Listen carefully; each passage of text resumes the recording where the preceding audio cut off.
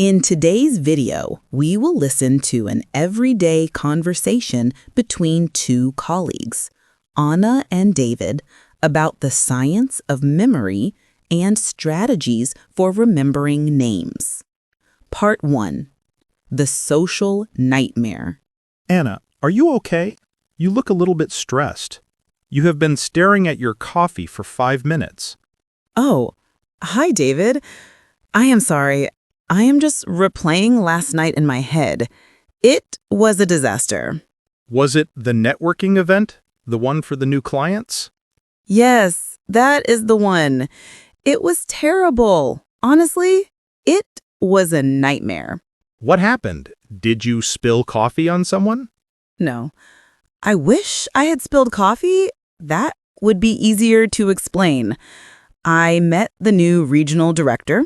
He was very nice. He shook my hand. He looked me in the eye. He told me his name clearly. Okay, that sounds like a good start. It was a great start.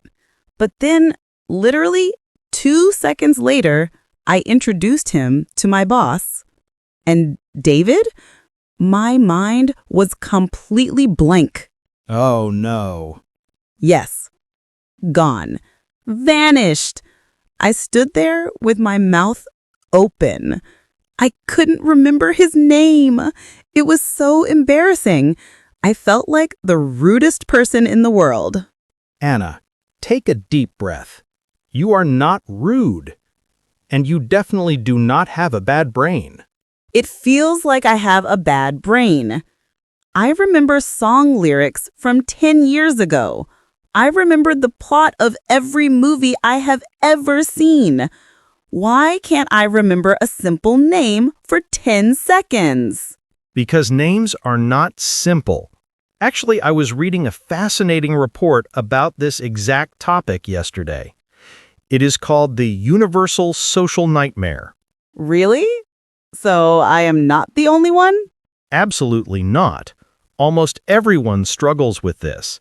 It is a specific problem with how the human brain processes data. Okay, that makes me feel a tiny bit better. But why is it so hard? Think about the word tree. If I say tree to you right now, what happens in your mind? Well, I see a picture of a tree. I see green leaves. I think about the park. Maybe I think about climbing trees when I was a kid. Exactly. The word tree is connected to 1,000 other things in your brain. It has a shape, a color, a smell, and a feeling. It has meaning. Okay, I understand that. Now think about the name John or Jennifer. What does the name Jennifer look like? It doesn't look like anything. It is just a sound. Precisely. Names are what scientists call arbitrary data. They are random labels. There is no logical reason why that man is named Steve. He doesn't look like a Steve. He just is Steve. So my brain has nothing to hold on to? Right.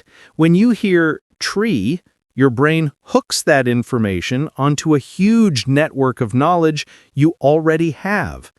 When you hear Steve, your brain tries to hook it onto something, but the wall is smooth. The information just slides off.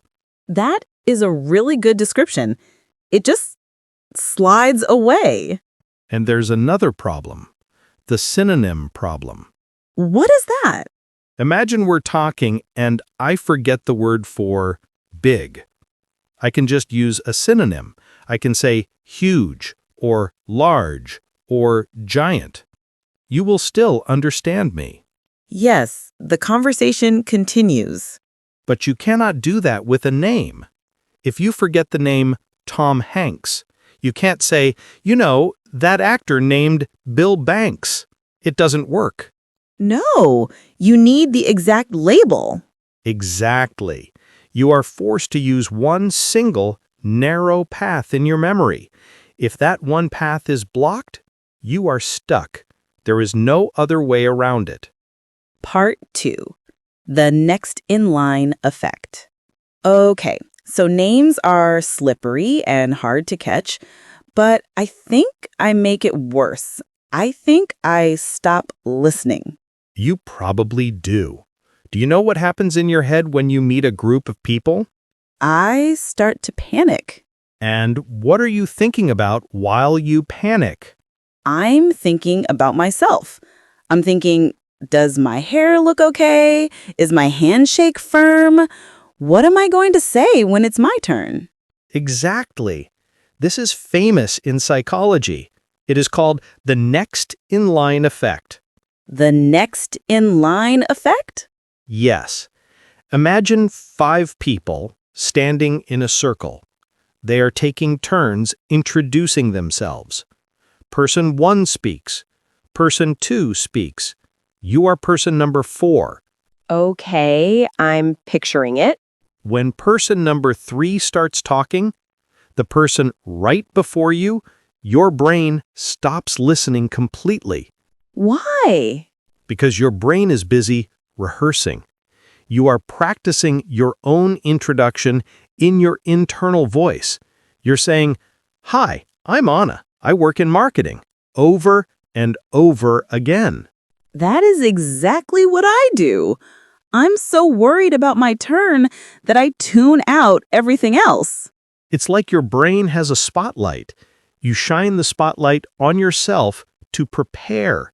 That means the person next to you is in the dark. You literally do not hear their name because you are not recording. It's not a memory failure, it's a listening failure. Bingo. You cannot save a file that you never downloaded. So, how do I stop being so self-absorbed? You have to change your goal. Before you walk into the room, you need to set a mission. Tell yourself, my introduction does not matter. The only thing that matters is hearing their name. I need to flip the spotlight. Yes. Turn the light outward. Look at their face. Listen to their voice. Stop rehearsing. Honestly, Anna, you know your own name. You don't need to practice saying, "I am Anna." That is true. I probably won't forget who I am. Part 3, the new rules of introduction. Okay, David, let's say I fix the focus. I am listening. The director says, "Hi, I am Robert." Okay, what do you usually do next? I smile, shake his hand, and immediately say, "Nice to meet you, Robert." Ah, that is a mistake. What? Really? I thought repeating the name was the golden rule. Every book says to repeat the name. Old books say that. New science says something different. Think about your brain again. You have short-term memory. It's like a very small, fragile table. Okay. Okay, when you hear Robert, you put the name on that small table.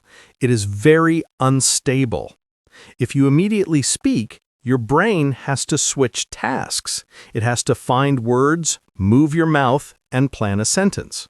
So I am distracting myself? Yes, you are knocking the table over before the name is secure. You are prioritizing output, speaking, over input, saving. That makes so much sense. I am so eager to be polite that I destroy the memory. So what should I do instead? You need the cognitive pause. A pause? Like silence? Just a short one, about 4 seconds. 4 seconds feels like a long time in a conversation. It feels long to you, but it looks normal to them. Here's the sequence. 1. He says, "I am Robert." You look at his face. You listen to the name echoes in your mind. 1, 2, 3, 4. Then you smile and say, "Nice to meet you, Robert." So I hold the name in my head for a moment before I let it out. Yes, you are letting the cement dry. You are giving your brain a moment to consolidate the memory. If you talk over it, you wipe it away. I can try that. It requires some self-control. It does, but it is powerful. It stops the next in-line rehearsal, and it gives you time to do the next step. There's a next step? Oh yes, the pause is just the beginning. Now we need to solve the Tree versus Steve problem. We need to give the name meaning. Right, because Robert is just a random sound. How do I give it meaning? You have to use elaborative encoding.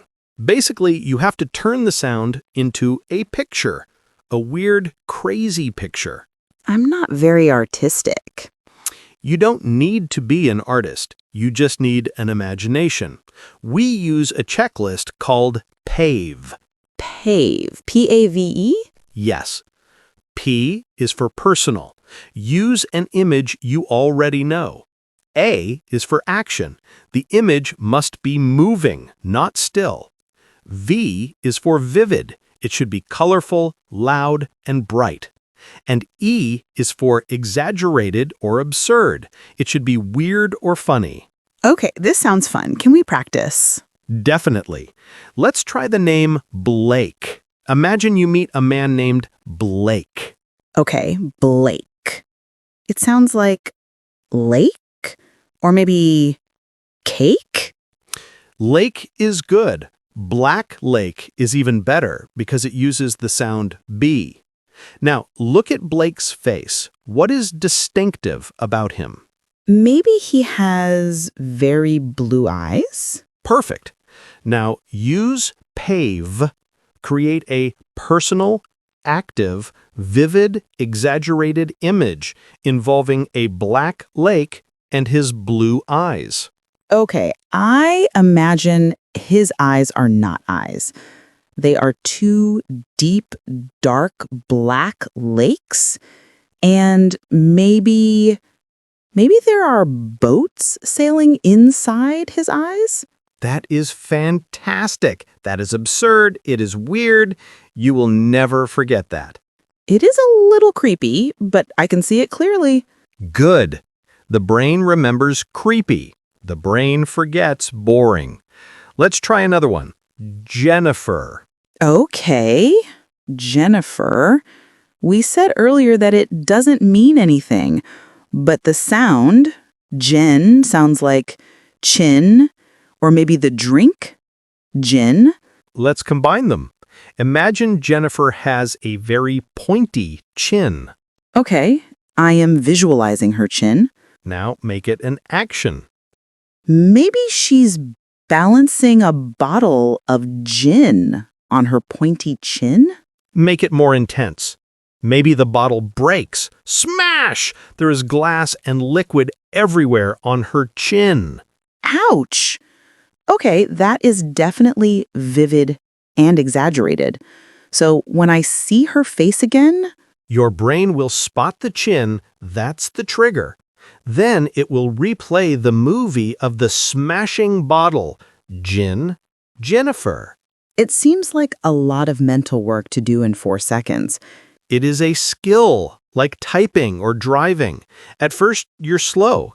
You have to think, okay, Greg sounds like egg. Crack the egg on his head. But after a week of practice, you can do it instantly. I guess I do this naturally with nicknames, right? Like Tall Tom. Exactly. But Tall Tom is a bit boring. Tall Tom, who is balancing a tomato on his tongue, is much more sticky. Tomato on tongue. Tom. I got it. You want to try one more? A hard one? Yes, hit me. A woman named Beatrice. Beatrice. That is an old-fashioned name. It sounds like rice? Like hitting rice? That works well. Or maybe beetroot and rice. Okay, let's say she has big curly hair. Good anchor point. Connect the hair to beet, rice. I imagine her hair is full of cooked rice. It is sticky and white. and she is beating her own head with two giant beetroots like drums. Anna, that is terrifying. Haha, but I can see it. She is beating the rice in her hair. Beatrice. I promise you, if you meet a Beatrice tomorrow, and imagine that, you will remember her name for the rest of your life. Part 5. The Memory Palace. This is great for 1 or 2 people. But David, at the networking event, there were 20 people. If I make 20 crazy images, my head is going to explode. They will all get mixed up. That is a valid point. When you have high volume, you need a filing system. You need structure. Like a list? Better than a list, a map. Have you heard of the method of loci or the memory palace? I have heard of it in Sherlock Holmes movies, but I thought it was fiction. It is very real. It was invented by the ancient Greeks thousands of years ago.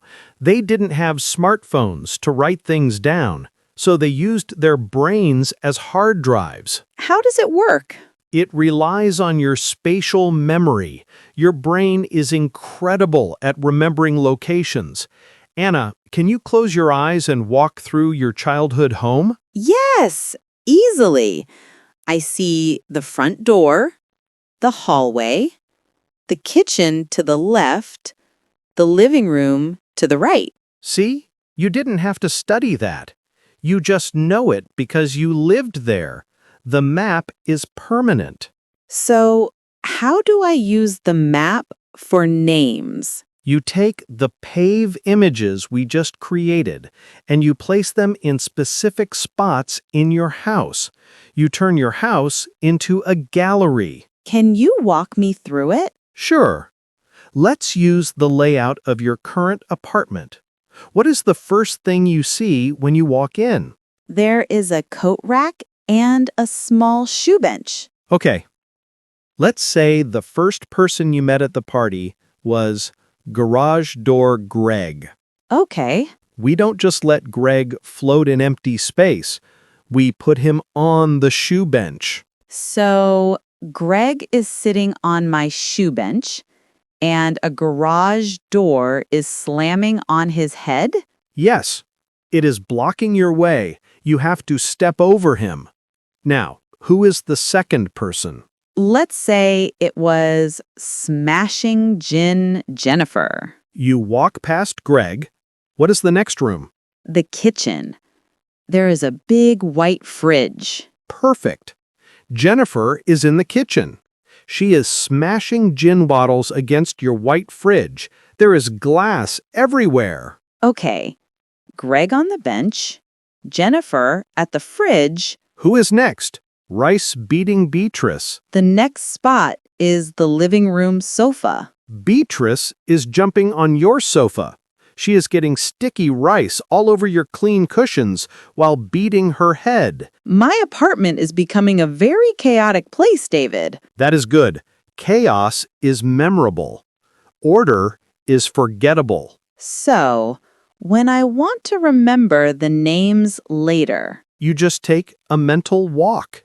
You start at the front door. Who is here? Oh, the garage door guy. Greg. You walk to the kitchen.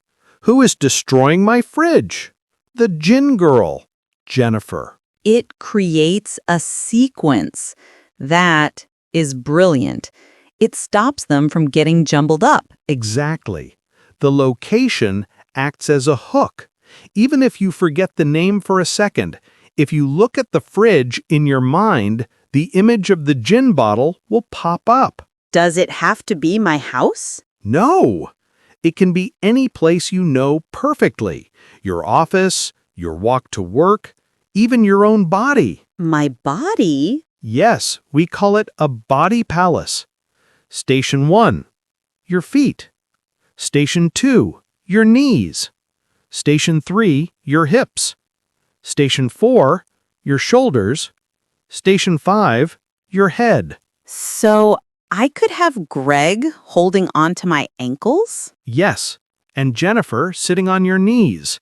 It is portable. You always have your body with you. Part 6. Maintenance and Health. This is all amazing, David. But will these images stay forever? Or will Beatrice disappear from my sofa next week? They will fade if you don't visit them. Even deep encoding fades without spaced repetition. That sounds like studying. It is painless studying. Here is the schedule. The encoding. You make the image when you meet them. The first review. Do it that same night. Before you brush your teeth, quickly walk through your memory palace. Bench, Greg.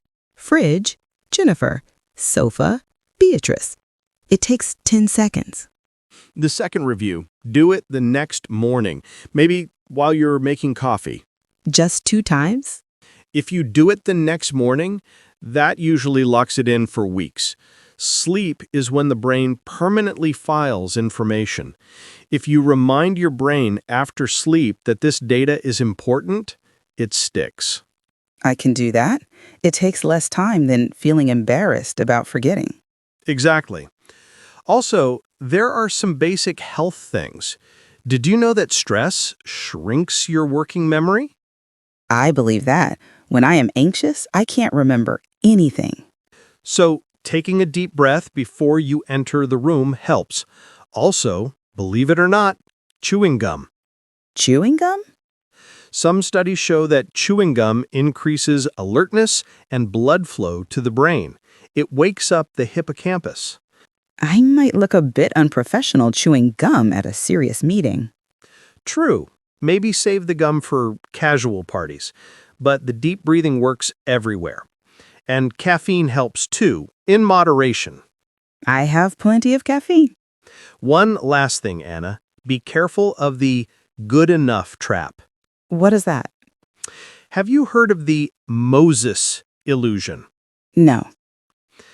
If I ask you, how many animals of each kind did Moses take on the ark? What do you say? 2. 2 of each animal. Are you sure? Yes, everyone knows that story. The flood, the boat, the animals, 2 by 2. But it wasn't Moses. It was Noah. Oh my gosh, you tricked me. I didn't trick you. Your brain tricked you. Your brain did a good enough pass. It saw biblical figure, ark, animals, and it said, yeah, the story matches. I don't need to check the name. That is scary. We do this with people too. We meet someone, we see nice suit, marketing director, friendly face. Our brain says, okay, I have the general idea of this person. I don't need the specific data of the name. We accept the general vibe, but ignore the specific label. Yes. So you have to fight that instinct. You have to tell your brain, general is not good enough. I need the specific label. Part 7. Summary and next steps. Wow, my brain is actually tired just talking about this, but I feel much more prepared.